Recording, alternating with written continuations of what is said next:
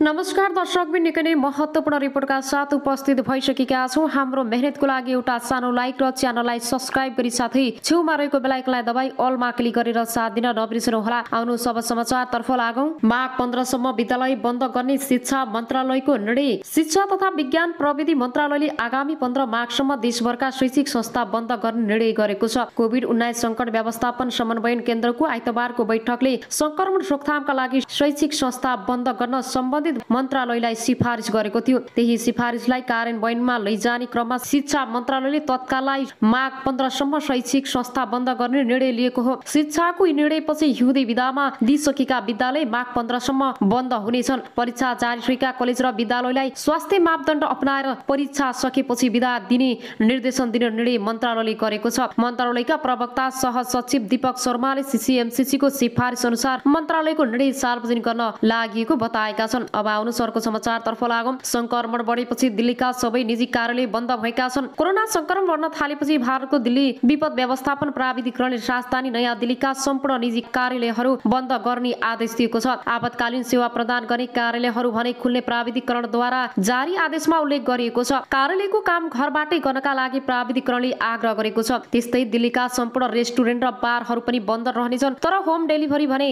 गर्न पाइने आदेशमा उल्लेख गरिएको छ। दिल्लीमा मेट्रोहरू चल्ने तर उभिएर यात्रा गर्न नपाइने भएको छ। दिल्लीमा पछिल्लो 24 घण्टामा 5073 जनामा कोरोना संक्रमण देखिएको छ भने 17 जनाको मृत्यु भएको छ। हाल दिल्लीमा 65,806 जना संक्रमित रहेका छन्। यसैगरी काठमाडौँले कोरोना भाइरसको संक्रमण बढ्दै गएपछि 15 दिनसम्म विद्यालय बन्द गर्ने निर्देशन दिएको छ। साथै 24 जना भन्दा बढी उपस्थित हुने सभा गोष्ठी तथा सबै सार्वजनिक कार्यक्रमहरू बन्द गराएको छ। सम्भावित कोरोना भाइरसको तेस्रो लहर मध्यनजर गर्दै यही पुस 26 गतेबाट मन्त्रालयले सबै जिल्ला प्रशासन कार्यालयहरू मार्फत संक्रमणको रोकथाम र नियन्त्रणका लागि 8 बुँदे आदेश जारी गरेको छ। संक्रमण बढ्दै गएको अवस्थामा सरकारले गरेका पछिल्ला निर्णयले फेरि पनि बन्दी लकडाउन हुने हो कि भन्ने चिन्ता आम सर्वसाधारणमा देखिन थालेको छ। संक्रमणको पहिलो र दोस्रो लहरमा बन्दी भोग्नु परेका नेपालीहरूमा फेरि त्यस्तो अवस्था आउने त होइन भने चिन्ता छाएको देखिएको हो। पुस 23 गते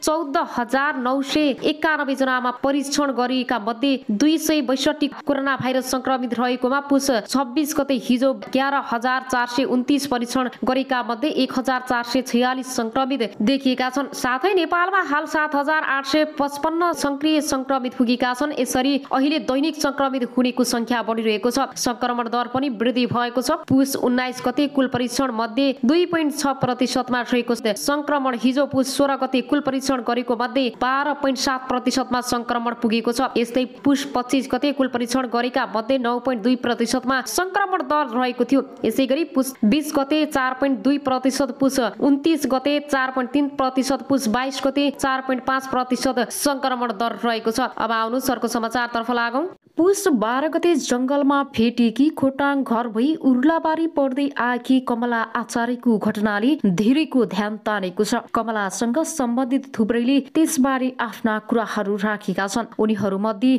केहीका कुरा मेल खाएका छन् भने केहीका कुरा पत्याउन नसकिने खालका पनि छन्। साथै अस्पतालमा कमलाले उनकी आन्टीसँग भनेका कुराकानी पनि पत्याउन नसकिने कुरा हुन् भन्दै आएका छन्। घटना भएको यति दिन बितिसक्दा पनि यस्तो सम्म भएको छ।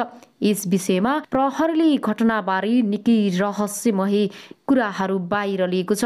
यसबारे तपाईहरूलाई हामी प्रश्न पार्नेछौँ र यति बेलाको कहाँबाट हेर्दै हुनुहुन्छ, जहाँबाट हेरिरहनु भएको छ त्यस ठाउँको नाम बताउनु होला र च्यानललाई सब्स्क्राइब गरेर भिडियोलाई अन्तिमसम्म हेरी जति सक्दो सेयर गरेर सम्पूर्ण नेपालीहरूको माझ पुर्याएर सपोर्ट गर्नुहोला। अब लकडाउन हुँदैछ। अर्थमन्त्री जनार्दन शर्माले देशमा अब लकडाउन हुने बताएका छन्। बैंक तथा वित्तीय संस्था परिसंघको दोस्रो वार्षिक सभा साधारणमा बोल्दै मन्त्री शर्माले कोरोना महामारीको अर्को लहर चलेसँगै भिडभाडमा कडाई गरे पनि सरकारलाई पनि लकडाउनको पछिमा ल्याउने बताएका हुन्। मन्त्री शर्माले सुरक्षित हुने उपाय अवलम्बन गरी पनि लकडाउन गरिने दावी गरे। यसैबीच मन्त्री शर्माले आयात थप रोक्ने नीति थप ल्याउने तयारी गरिरहेको बताएका छन्। सँगै उद्योग र बैंकलाई नकारात्मक प्रभाव परेको नीति संशोधन हुने उनको भनाइ छ। मन्त्री शर्माले बैंक र औद्योगिक उत्पादनमुखी क्षेत्रमा लगानी गर्नुपर्ने बताउँदै बैंकको कर घटाउन छलफल गरिने तर सङ्कटमा पनि नाफा कमाउनु पर्छ भन्ने मान्यता बैंक चल्ने हुने बताएका छन्। यसैगरी माघ 15 सम्म विद्यालय बन्द गर्ने शिक्षा मन्त्रालयको निर्णय रहेको छ। शिक्षा तथा विज्ञान प्रविधि मन्त्रालयले आगामी 15 माघसम्म देशभरका शैक्षिक संस्था बन्द गर्ने निर्णय लिएको छ। कोभिड-19 सङ्कट व्यवस्थापन समन्वयन केन्द्रको आइतबारको बैठकले सङ्क्रमण रोकथामका लागि शैक्षिक संस्था बन्द गर्न सम्बन्धित मन्त्रालयलाई सिफारिस गरेको थियो। त्यही सिफारिसलाई कार्यान्वयनमा लैजाने क्रममा शिक्षा मन्त्रालयले तत्काललाई जाडो विदाका रूपमा माघ 15 सम्म शैक्षिक संस्था बन्द गर्ने निर्णय लिएको हो। शिक्षकको यो निर्णयपछि हिउँदी विदामा दिइसकेका विद्यालय माघ 15 सम्म बन्द हुनेछन्। परीक्षा जारी रहेका कलेज र विद्यालयलाई स्वास्थ्य मापदण्ड अपनाएर परीक्षा सकेपछि विदा दिने निर्देशन दिने निर्णय मन्त्रालयले गरेको हो। मन्त्रालयका प्रवक्ता सहसचिव दीपक शर्माले सीसीएमसीसीको सिफारिस अनुसार मन्त्रालयको निर्णय सार्वजनिक गर्न लिएको बताएका छन्। यसैगरी एमाले कैलालीको अधिवेशनमा हाल निर्वाचन स्थगित भएको छ। कैलालीमा नेकपा एमालेका दुई पक्षका कार्यकर्ता बीच अधिवेशन स्थलमै हाल भएको छ। निर्वाचन प्रक्रियामा ढिलाइ भएको भन्दै उत्पन्न विवादमा अध्यक्षका उम्मेदवार द्वय रतन थापा र रणबहादुर चन्द पछि कार्यकर्ता बीच आइतबार बेलुका थकिल भएको हो। अध्यक्षका उम्मेदवार थापा र चन्द पछि कार्यकर्ता बीच थकिल तथा नाराबाजी भएको छ। आक्रोशित कार्यकर्ताले अधिवेशन स्थलमा तोडफोड समेत गरेका छन्। अध्यक्षमा थापा र चन्द्रको उम्मेदवारी परेको छ। एमाले कैलालीका अध्यक्ष थापा र उपाध्यक्ष चन्द प्यानल सहित चुनावी मैदानमा छन्। अध्यक्षका आकांक्षी थापा चन्द्र र डीजी पाण्डेबीच सहमति नजुटेपछि कैलालीको अधिवेशन निर्वाचनमा गएको थियो। चन्द्रलाई अध्यक्षका आकांक्षी पाण्डेले समर्थन गर्दै उनको प्यानलबाट सचिव पदमा उम्मेदवारी दिएका छन्। शनिबार उम्मेदवारी दर्ता भएको निर्वाचन अन्तर्गत आइतबार निर्वाचन गर्ने कार्यतालिका तय भएको थियो। आइतबार बिहान 8 बजेका लागि तय भएको निर्वाचन सञ्चालनमा ढिलाइ गरेपछि अध्यक्ष रतन थापाले निर्वाचन समिति समक्ष असक्षम भन्दै भाषण गर्दै अधिवेशन स्थलमा नाराबाजी गरेका थिए। अध्यक्षका उनका उम्मेदवार रणबहादुर थापा पछिले जथाभावी बोलेर प्रतिनिधिहरूलाई भट्काउन नपाइने भन्दै विरोध गरेपछि दुवै पक्षबीच वाद विवाद भएको थियो। अहिले नयाँ नेतृत्व चयनका तय गरिएको निर्वाचन स्थगित भएको छ। सोमबार भोलि 8 बजेसम्मका लागि निर्वाचन प्रक्रिया स्थगित गरिएको नेकपा एमाले सुदूरपश्चिम प्रदेश सचिव धर्मराज पाठकले बताएका छन्। आवश्यक तयारी नपुगेपछि निर्वाचन प्रक्रिया स्थगित भएको उनको दाबी छ। आज आवश्यक तयारी नपुगेकाले निर्वाचन प्रक्रिया स्थगित गरिएको हो उनले नेपाल खबरसँग भने। मतपत्र सबै छापिएको छ, भोलि बिहान चुनाव हुन्छ। अब आउनु सरको समाचारतर्फ लागौं। कमला आचार्य मृत्यु प्रकरणमा सोच्नै नसक्ने रहस्यमय बाहिरियो भन्छन्। हामीले मान्छे चिनिसक्यौं, हेर्नुहोस् पुरा भिडियो अन्तिमसम्म। केही दिन अघिदेखि टिकटकमा एउटा भिडियो निकै भाइरल बनेको छ। दाहाल कविता नामक टिकटक आइडीबाट पोस्ट भएको उक्त भिडियोमा जंगलको बीचमा एउटा रुखको फेदमा अडेस लागेर छटपटाइरहेकी एक युवती देखिन्छन्। वरिपरि थुप्रै मान्छेहरू हाँसेको बोलेको सुनिन्छ, तर ती युवतीलाई के भएको हो भनेर खासै बुझ्न खोजेको कसैले देखिँदैन। उनीहरू ती युवतीलाई हेर्दै हाँस्दै गरेको सुनिन्छ।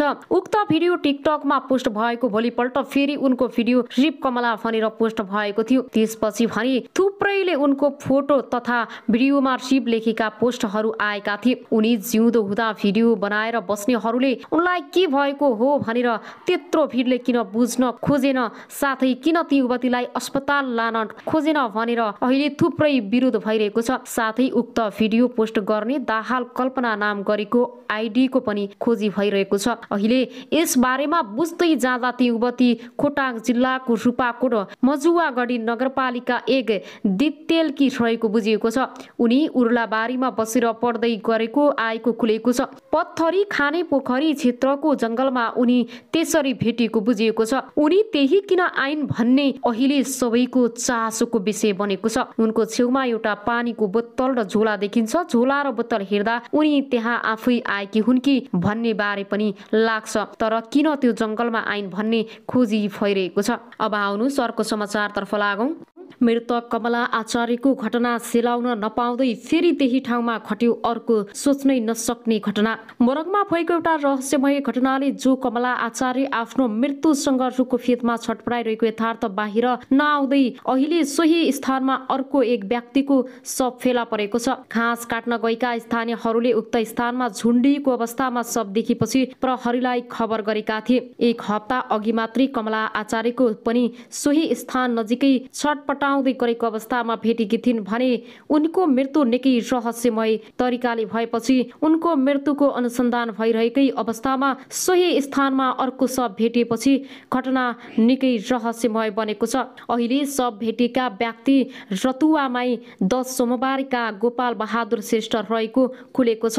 उनकी छोरी गोमा श्रेष्ठ खड्काका अनुसार आइतबार बिहानदेखि बुबा हिँडेको बताएकी छिन्। आइतबार घरमा कसैलाई केही नबनी हिँडेकाले कतै आफन्तकोमा जानु भएको होला भनी आफूहरूले खोजी नगरेको गोमाले बताएकी छन्। सोमबारीका गोपाल बहादुर श्रेष्ठ रहेको खुलेको छ। उनकी छोरी गोमा श्रेष्ठ खड्काका अनुसार तर सोमबार बेलुका बुबाले लेखेर छोडेको एउटा सानो कागज फेला पारेको उनले बताइन्। उक्त कागजमा छोराछोरीहरू मिलेर बस्नु भन्दै श्रीमती कमलाको धेरै माया लाग्ने तर मायाले मात्र संसार नचल्ने रहेछ, त्यसैले